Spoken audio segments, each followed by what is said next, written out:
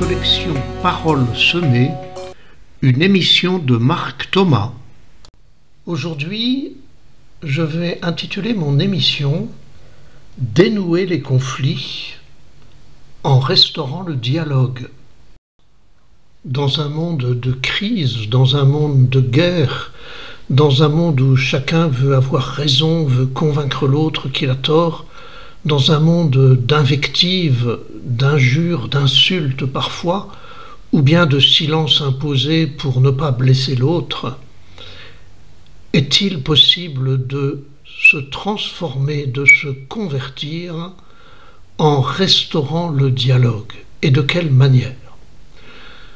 Je vais donner ici quelques pistes. Je ne pense pas qu'on puisse donner l'essentiel et tout ce qu'il faudrait dire pour dénouer les conflits en une douzaine de minutes. Je vais m'appuyer ici sur les 4 étapes de la communication non violente, qu'on appelle aussi communication bienveillante. Il s'agit toujours, dans la communication bienveillante, de se dire, premièrement, qu'est-ce qui s'est passé? C'est les faits.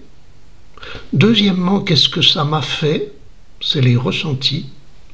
Troisièmement, de quoi j'ai besoin pour être bien? C'est les besoins fondamentaux de l'être humain.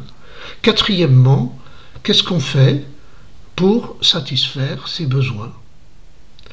On peut se poser les mêmes questions vis-à-vis de l'autre. Qu'est-ce que tu as vu? Comment ça s'est passé pour toi? Qu'est-ce que tu as ressenti? De quoi as-tu besoin?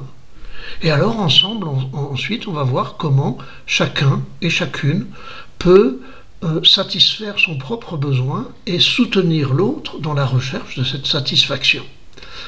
Voilà une trame pour dénouer les conflits en restaurant le dialogue. Alors je prends quelques pistes sur chacune de ces 4 étapes. Qu'est-ce qui s'est passé? Bien souvent dans les conflits, nous ne sommes pas d'accord. Tu as tort. J'ai raison. C'est pas comme ça que ça s'est passé. Mais non, tu dis n'importe quoi. Ou bien, je vais aller lui parler. Je veux lui faire comprendre. Je veux le convaincre. Je veux lui expliquer. Ou tout simplement, il faudrait quand même bien qu'il m'entende. Eh bien, se convertir, se retourner, ce serait commencer par aller voir l'autre pour l'écouter, pour écouter son point de vue, à condition qu'il ne partage que son point de vue. Je n'ai pas à écouter ni à prendre sur moi ses jugements, et encore moins ses insultes et sa violence. Aller l'écouter à condition qu'il accepte de me parler paisiblement. Aller essayer de comprendre pourquoi il n'a pas vu la même chose que moi. Quel est son point de vue? Est-ce qu'il a vu des choses que moi j'ai pas vues? Est-ce qu'on s'est trompé l'un et l'autre? Allez dans un souci de chercher ensemble la vérité. Pour dénouer le conflit, commencez par écouter l'autre. Écoutez chez lui pas seulement ce qui correspond à ce que moi j'ai envie de lui dire, mais écoutez surtout ce qui est différent pour éventuellement m'ouvrir à une autre perspective. Je parie que si nous commençons par écouter l'autre, il sera plus facile après de demander à l'autre de nous écouter et de pouvoir lui dire notre point de vue.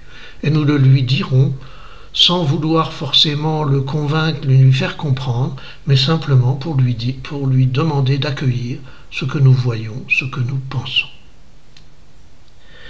Deuxième piste. Qu'est-ce que ça m'a fait? Qu'est-ce que ça t'a fait à toi, cet événement où nous n'avons pas été d'accord? Et bien souvent, je suis énervé, je suis en colère, je rumine, je ressasse. Et plus je répète le mal qu'il m'a fait, et plus je l'amplifie, et plus je mets, comme je dis souvent, du vinaigre sur ma propre plaie. Je déverse sur l'autre parfois des cris, des coups, des jugements. Je parle en tu. Tu m'as fait mal, tu comprends rien. C'est toujours pareil avec toi. La conversion, la transformation, le changement, ça va être de parler en je.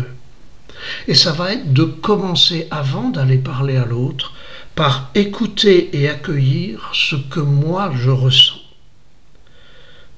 Qu'est-ce que ça dit de moi? Ma colère, peut-être c'est lui qui l'a déclenchée, mais un autre à ma place ne se serait pas mis en colère, il s'en serait moqué ou il serait parti. Moi je me suis mis en colère, ça veut dire que ça a touché quelque chose en moi, et que c'est ce qui a été touché en moi qui me fait réagir, plus encore que ce que l'autre m'a dit. Je suis en colère parce que je, et non pas parce que tu. Je me sens ébranlé, fragilisé, submergé. Je suis à mes limites. Et vous voyez bien qu'il va falloir d'abord prendre soin de moi avant de pouvoir aller à la rencontre de l'autre et de sa propre tempête. Parce que si je ne fais pas ça, si je ne commence pas par prendre soin de moi et de ce que ça me fait et de ce que ça bouleverse en moi, je risque d'entrer dans la menace. Il faut que je te préviens, méfie-toi, t'as pas intérêt à recommencer. Maintenant, je vais me méfier de toi. Tu dois changer. Tant que tu ne changeras pas, il n'y a rien de possible avec toi. Et quand j'en suis là, quand je me méfie, quand j'attends que ce soit l'autre qui change, je regarde l'autre à travers les lunettes de ma méfiance et de ma haine ou de ma colère, et j'interprète tout à travers ça. C'est là que vient la troisième étape de la communication non violente, qui va me permettre de me convertir, de me retourner. Au lieu de menacer l'autre et de m'intéresser à l'autre, je vais d'abord me dire, si je suis en colère, si je sens de la détresse, de la peine, de la haine, c'est parce que j'ai besoin. Non pas j'ai besoin que tu changes, mais j'ai besoin que je trouve la paix. J'ai besoin que je trouve les moyens de me protéger. J'ai besoin que je trouve comment ne pas prendre sur moi ce qui appartient à l'autre. J'ai besoin de me calmer. J'ai besoin de respecter mes limites. J'ai besoin de parler. J'ai besoin de me sentir soutenu et de retrouver des personnes bienveillantes. Des vrais besoins, pas des caprices, des vrais besoins qui vont seuls permettre à la tempête de s'apaiser parce que en satisfaisant ces besoins, en allant chercher le calme, la force dont j'ai besoin, je me protégerai de toutes les agressions possibles.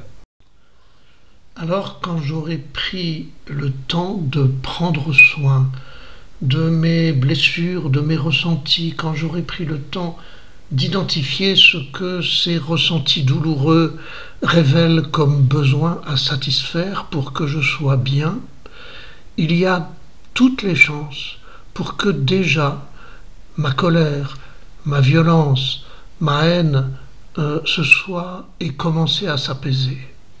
Et c'est seulement à ce moment-là que je pourrai peut-être retourner vers l'autre et lui dire « Et toi ?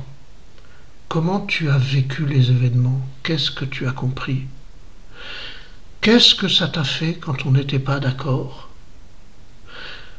Et de quoi tu as besoin aujourd'hui pour aller bien et pour que notre relation se restaure? » Je pourrais alors l'écouter. Ça ne veut pas dire qu'on sera d'accord. Peut-être qu'il ne sera même pas d'accord, lui, pour me parler dans cet esprit-là. Mais en tout cas, moi, je serai mieux et je me sentirai protégé. Et s'il refuse, je me retirerai en espérant que le temps fera son œuvre. Mais s'il accepte, alors nous pourrons ensemble passer à cette quatrième étape. Qu'est-ce qu'on fait? Qu'est-ce que je te demande? Je ne te demande pas de changer. Je te demande simplement si tu es d'accord pour m'écouter quand j'ai envie de te parler, si tu es d'accord pour écouter mon point de vue quand il est différent du tien. Et si je demande à l'autre s'il est d'accord, il faut que je sois prêt à ce qu'il me dise oui ou à ce qu'il me dise non. car si j'exige qu'il me dise oui, je transforme l'autre en objet de mon besoin, il doit absolument me servir. Ou bien moi je vais être transformé en objet de son besoin et je vais me sentir obligé de faire ce qu'il me demande. Et c'est la meilleure manière pour que la relation redevienne toxique et conflictuelle. C'est le temps du dialogue, c'est le temps de la négociation, c'est le temps de prendre le temps de retrouver un accord. Ça ne se fait pas forcément tout de suite. Voilà donc quelques pistes pour dénouer les conflits et restaurer le dialogue. Apprendre d'abord à écouter, ça ne veut pas dire être d'accord. Apprendre à se parler, chacun son tour. Apprendre à se respecter dans ce que ça me fait et dans ce que ça fait à l'autre, dans ses ressentis parfois douloureux. Apprendre à aller chercher sous ces ressentis de quels besoins ils sont le message, de quels besoins de bien-être et de relations sereines ils sont le témoin. Et une fois que cela est nommé, reprendre le dialogue, négocier, toujours dans le respect et dans la liberté. Alors vous me direz, c'est pas simple. C'est vrai, c'est comme ça n'a pas été simple pour nous d'apprendre à parler quand on était bébé. Ça n'a pas été simple d'apprendre à marcher. Mais finalement, maintenant nous parlons et nous marchons sans même y penser, souvent sans effort, de manière automatique. Eh bien, apprendre les règles d'une communication bienveillante et sans violence, ça s'apprend aussi, ça peut redevenir des automatismes. Pour vous aider dans cet apprentissage, dans cette conversion, dans ce retournement vers la vraie lumière de la relation, vous trouverez sur mon site, sur mon blog parolesemmées.com, dans l'article qui va reproduire cette émission, vous ne trouverez pas écrit tout ce que je viens de vous dire, mais vous trouverez des outils pratiques qui vous rappelleront ces 4 étapes, des outils qui vous permettront d'analyser des situations de conflit dans votre vie personnelle, dans votre vie professionnelle ou ailleurs, des outils qui vous permettront d'apprendre à décoder vos émotions, vos ressentis, vos besoins et à parler en jeu pour aller rencontrer l'autre et lui demander et lui proposer des solutions nouvelles. Allez chercher ces outils, entraînez-vous, sollicitez-moi si vous le souhaitez pour qu'on organise des ateliers de petits groupes où on s'entraîne à transformer nos conflits souvent agressifs en dialogue constructif. C'est tout à fait possible. Faites-moi signe, on se retrouve et on travaille ensemble.